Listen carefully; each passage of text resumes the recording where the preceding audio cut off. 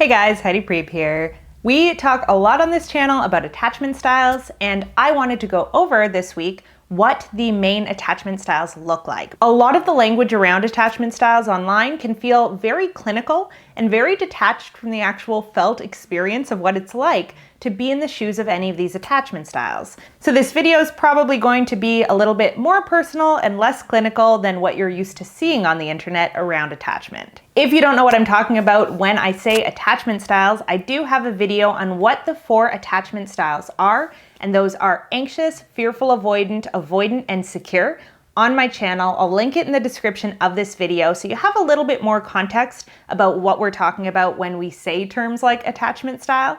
But for the rest of you who are already aware of what attachment styles are, let's dive into 10 signs that you might have an anxious attachment style. Sign number 1 that you might have an anxious attachment style is one that I think most anxiously attached people feel on a very deep, very visceral level, which is you are constantly trying to feel good enough. And what good enough feels like is an ever-moving target. So if you follow Brené Brown at all, she talks about something called the hustle for worthiness, which is basically when we are constantly measuring ourselves up against these objective standards of what a person who is worthy of love would be like, and always trying to move closer and closer and closer to the fulfillment of those standards. And people who have an anxious attachment style tend to be incredibly aware of those kind of perceived standards of worthiness that they've decided or internalized are what they have to work for before someone is going to love them, before they're going to be good enough or worthy of love. Now, when you have a secure attachment style, you know on a deep level that the fact that you are alive and you are a human being means that you are worthy or already good enough for love, right?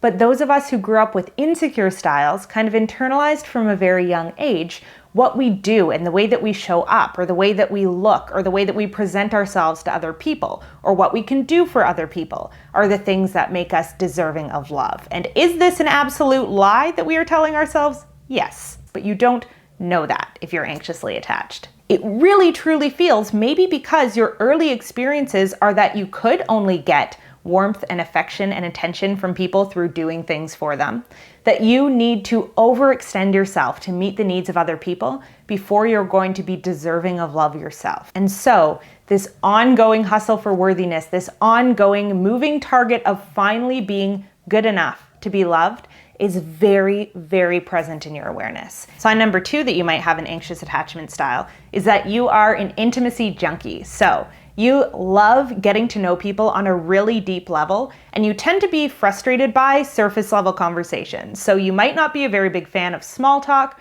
or you might be fine with it for a bit, but then you really want to get into like the meat and potatoes of a conversation with someone, because it actually can feel stressful for you to not understand someone's motivations. Because when you're a young child, as an anxiously attached person, usually you're dealing with an inconsistent emotional environment, which means your family members, your parents, your caregivers may have been responsive to your needs only sometimes. So you had to kind of learn via really understanding other people when and why and where your needs are going to get met. And so your first instinct when you meet new people is to get to know them really, really well so that you understand what to expect from them.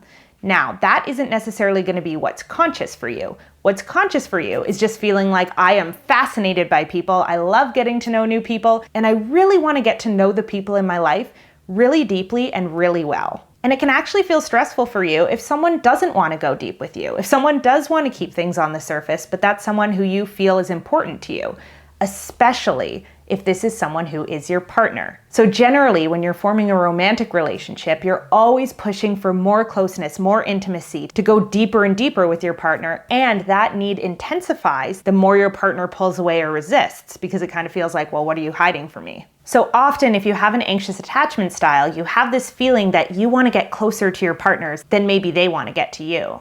And this is in large part because you tend to go after partners who have avoidant attachment styles, which is something we're going to talk a lot more about in future videos. But for now, what you need to know is that that feeling of being kind of an intimacy junkie, of wanting to merge with someone else and really kind of lose yourself in the exploration of someone else, might actually be a really key indicator that you have an anxious attachment style. Sign number 3 that you might have an anxious attachment style, and we did just talk about this one a little bit, but feeling like you are always a little bit more committed in your relationships than the partners that you seek out. Or maybe like you're always the one who's kind of showing up and doing more and loving more. Like that identity, I think, of I'm always the one who loves more is one that we see a lot with anxious attachment. And there are a couple of reasons why this happens. Again, one reason is because you tend to mistake people who are completely emotionally stoic as people who are emotionally mature. And so you might end up chasing people who have an avoidant attachment style where they actually really struggle to open up and to share their emotions and to make commitments in relationships.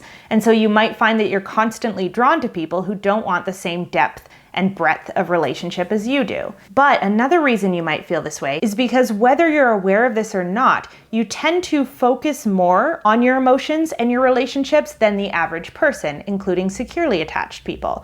So because more of your conscious attention is focused on, okay, how does our relationship feel? How are we relating to each other? Where are we going in the future? It can feel difficult to kind of back off and just relax and let things play out as they'll play out. Because there often is that sense of kind of pervasive anxiety, you are much more motivated than the average person to constantly be working on the relationship. It would be kind of like if you had no place to live, you would be frantically trying to build a house all of the time as soon as the tools were available to you, right? And the same can be said for when you don't have a strong sense of self-love and a lot of your self-esteem needs are being met by other people. As soon as you have someone who you feel like is making you feel good about yourself, you might start to feel that frantic feeling of like, okay, well now I have to work on this all the time. I have to quickly construct this house, if you will, the house being the relationship, because it is meeting so many of these needs that I have not had met for a very long time. So you can have this kind of obsessive focus on the relationship that might feel like you're loving more, but what's actually happening is that you are loving more obsessively, right? Whereas someone else who has more of their self-esteem needs met on a base level and who doesn't necessarily feel that same need to kind of hustle for worthiness in the same way might feel like we can build this house very slowly, you know? Because I have somewhere else to stay in the meantime, which is to say they're a little bit more comfortable in their skin when they're alone. But all of that is getting ahead of ourselves. For now, what you need to know is that if you have an anxious attachment style, it will often feel like you are giving more or loving harder than other people in your relationships, but it's actually because you're coming into the relationship with different needs. And this kind of leads us to point number 4, which is that early on in relationships, you tend to suppress your true wants and needs in order to avoid being abandoned. So early on, you might just be really focused on what someone who you're attracted to might want in a partner, and you'll kind of make this deal with yourself where it's like, well, I can just kind of be that person for them, right? Because if they see that I'm actually another way, they're going to abandon me. They're not going to want to be with me. So your strategy, unconsciously or consciously, can be whoever that person wants me to be until I've got them, and then I'll bring up my needs. And at that point, a lot of conflict might start in the relationship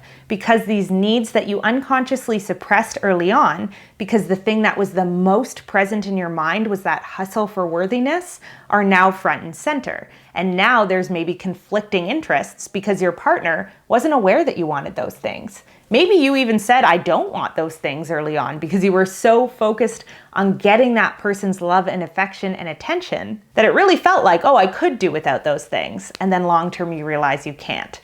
But this is a very common pattern that we see with anxious attachment in relationships, is the early suppression of their own needs because it just feels so viscerally important in the moment to get that other person's approval. But that really does need to be brought to the surface in a much more conscious way if you want to be able to start healing your attachment style and having healthier relationships. Sign number 5 that you might have an anxious attachment style is that the conversations that you have, whether it is with your friends, with your family, with people at your work, whether it is the conversations you have with yourself inside of your own head, tend to rotate around relationships. So they call the anxious type the anxious preoccupied type, because by definition, there is kind of a preoccupation with emotions and with relationships. And this is different than just having emotions and relationships be a part of your everyday life. So the secure person absolutely thinks about their relationships, thinks about their feelings, but they probably have about an equal amount of thoughts when it comes to the logistics of their life, their work, the other activities they're a part of. Their emotions and their relationships are a part of their life, not the main focus of their life. But when you have an anxious attachment style, relationships can be completely overwhelming. It can be particularly difficult to detach from thinking about relationships if you're in any sort of distress interpersonally. So if you're having a fight with your partner, for example, it can be really difficult for you to put the conflict down for a little bit and, let's say, go to work or go about your daily routine and then come back to it at a later time. Strong emotions, especially strong emotions that are related to someone who you feel attached to, are so present and front and center for you in your mind that it can be very difficult for you to focus on other things if there's any sort of emotional challenges going on for you. So you tend to talk and think quite a bit about personal relationships. Which leads us kind of naturally to point number 6, that you might have an anxious attachment style, which is that when you are in a relationship, you tend to overthink or even obsess a little bit over what your partner is thinking and feeling. So you do have, again, that kind of persistent sense of anxiety that your partner might be planning to leave you, that maybe they're not as interested in you as you are to them. So you might be prone to overinterpreting things like them taking a little bit longer than usual to text back, or them forming a new friend who you might be worried that they're attracted to. And again, there's a reason why you are so tuned into these things. It's because as a very young child, you had to adapt to an unpredictable environment. So you learned to be a little bit of a detective and to constantly look for clues about what was going on with other people, assuming that those people were not being direct with you. And sometimes as an adult, you recreate this dynamic by choosing partners who are a little bit less emotionally available and who aren't necessarily direct with you about what they're feeling. And so then you will put your detective skills to work and become very preoccupied with trying to figure out what your partner is thinking or feeling. And so once again, taking it back to the last point, you might find yourself going to friends quite a bit and going, what do you think is going on with my partner? Because you aren't having those direct conversations with your partner, because you tend to chase people who are emotionally unavailable and who aren't that direct with you. So it ends up being this kind of never-ending cycle of you constantly trying to decipher what's going on and feeling quite insecure in your relationship because you have learned to expect the worst. And so you're constantly on guard for it happening. Sign number 7 that you might have an anxious attachment style is that when you are single or on your own for a significant period of time, you tend to sustain yourself through fantasies.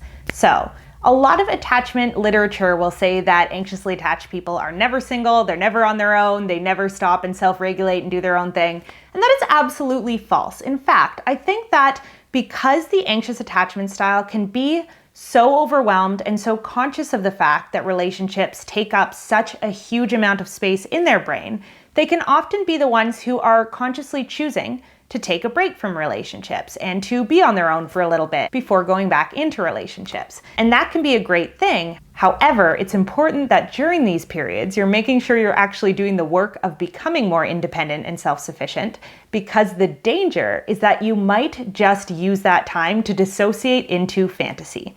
So anxiously attached people tend to have fantasies at every stage of the relationship, including when they are out of relationships, because from a very young age, that was how you learned to comfort yourself when your attachment needs were not being met, is to think about a beautiful, perfect, loving relationship where all of your needs were being met, and to spend a lot of time imagining yourself being in that relationship. And so as an adult, when your attachment needs are not being met, you are at very high risk of spending a large amount of time playing out these kind of movies inside of your mind where you are with this idealized partner and all of your problems are gone and someone has saved you from your life and from your misery. And living this way is really not healing your attachment wounding any more than being in the wrong partnership is, because in both situations, you're not dealing with reality.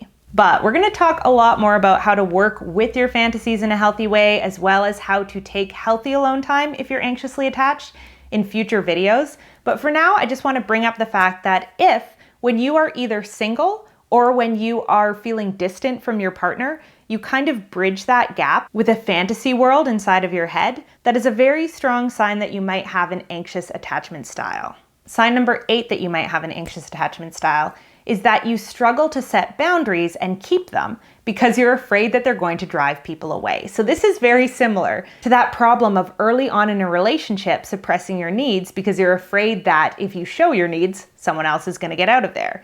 And the reason why so many anxiously attached people really struggle with boundaries is not because you don't necessarily know where your boundaries should be. It's because you are afraid that having a boundary means someone else is going to choose to walk away. And because you really do rely on other people in many ways to help you stay emotionally regulated, and it feels very, very terrifying to think about losing someone who you are closely connected to, you are often willing to do away with your boundary and not stand by it in order to keep that person in your life. And this is not to say that you have to compromise your boundaries to keep people in your life, but often that's what it viscerally feels like is going to happen, right? So more often than not, it's not that you don't know how to set a boundary, it's that you don't know how to stand by it and you don't know how to keep it. Because what you want, which is co-regulation and closeness all of the time, is on the other side of your boundary. And this is something that we talk a lot about in my video called The 4 Attachment Styles and Boundaries, which I will also link in the description of this video, because it gives a lot of important information about how to set and keep your boundaries as an anxiously attached person. But for now, what you need to know is that if you really struggle to stand behind the boundaries you set because you have a visceral fear that you are going to be abandoned if you keep that boundary, that is a very strong sign that you might have an anxious attachment style. Sign number 9 that you might have an anxious attachment style is that you are constantly putting people on pedestals and then getting frustrated when they don't live up to that ideal. Because anxiously attached people have what we call a negative view of self, positive view of others, you might have a tendency to idealize or only look at the positive traits of someone else.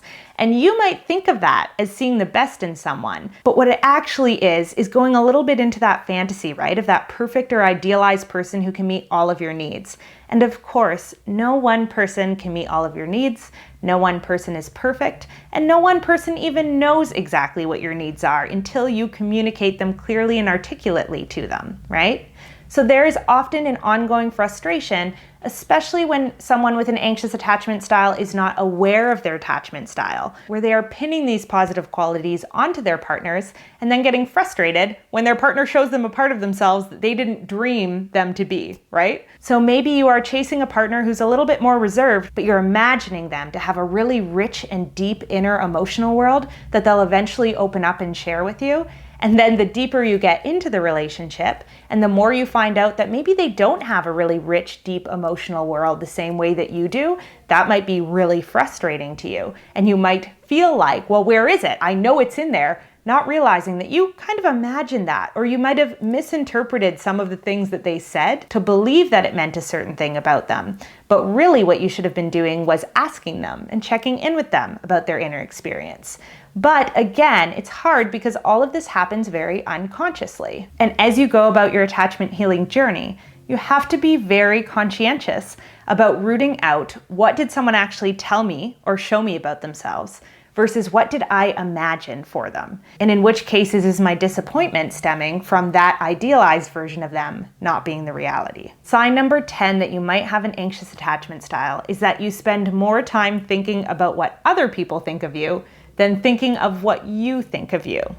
Okay? So I'm gonna say that again. You might be consciously much more focused on other people's opinions of you than you are on your own sense of self and figuring out for yourself what kind of a person you are and whether or not you're proud of that person. So when you have an anxious attachment style, self-improvement often looks like, in your eyes, becoming someone who other people will approve of more and more.